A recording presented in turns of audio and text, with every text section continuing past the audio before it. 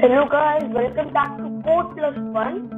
In today's video, I will teach you about a loop called the while loop. Yep. And if you have noticed, I have this import time here. I will teach you about it later. But first, let's get on to the while loop.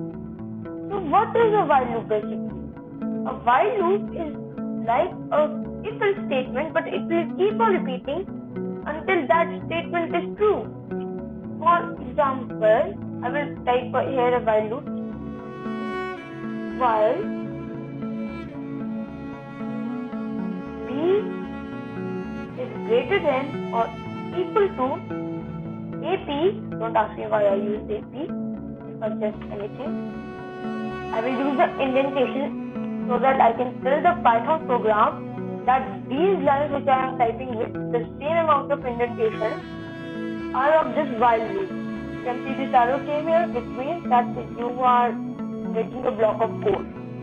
So here I will type b single equals to sign b minus 1. Press enter. Here I have the same indentation, which means I am writing for this only. Print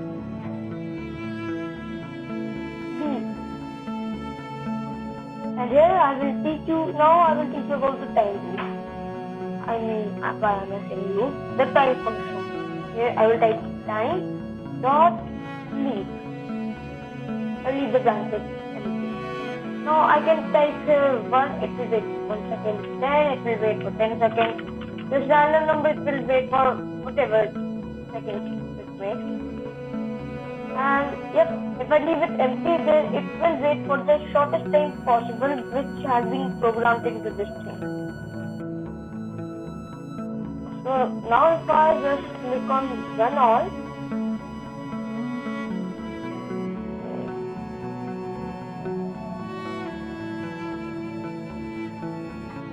working right now.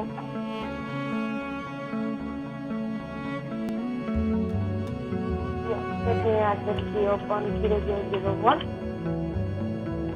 That's okay. Yeah. See. 99, 98, 97, 96, 95, all the way to 9. So then it will be 10. It is not 10 because I have done is greater than or equals to. So which means until b is not smaller than ap, we will keep on repeating this loop like this, never stopping loop. So to get 10, I will type b equals to b plus 1. Print b. Now you might say, this makes no sense. I minus 1 here, I am minusing 1 from b every time, and I am adding 1 to b every time. Nope. This is not the part of the loop. There are no indentations.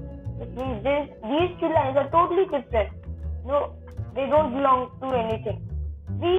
While these three lines belong to the while loop, which means they will keep on repeating until the statement is true. Now, if I click on run all, I get 10 as the output. So look, that's all about the while loop, and I will teach you about the for loop in the next video. So don't miss my next video. Be sure to stay subscribed and see you in the next video. Bye guys.